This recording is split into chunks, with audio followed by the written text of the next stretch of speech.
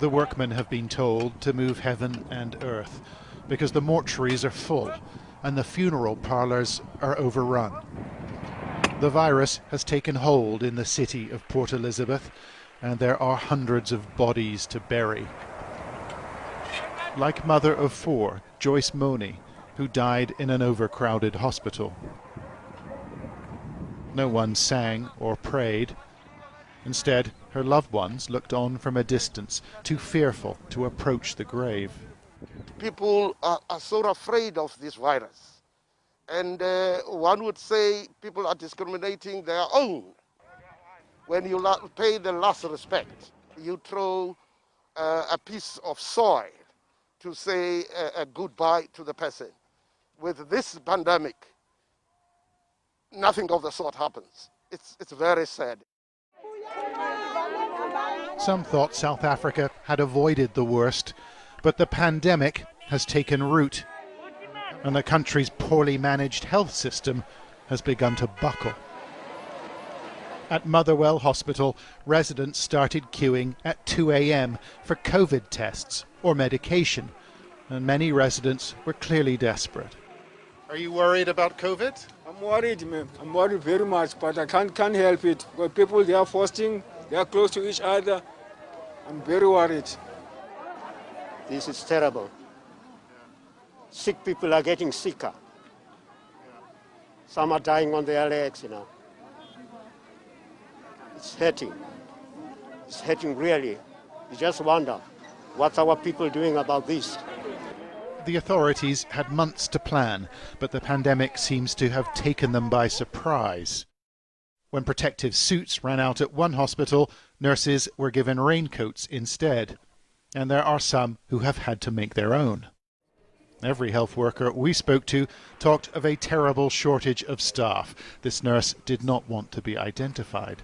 How many are missing at the moment? You can say plus minus 30 nurses, but last week, one from casualty tested positive and 2 tested positive in ICU.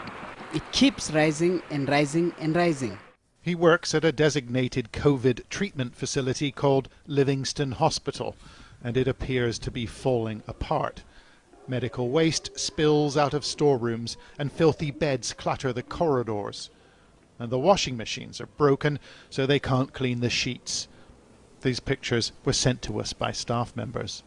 Tell me about the cleanliness of the hospital. Oh, I wish you could just go there and see it. It's dirty, dirty, dirty there.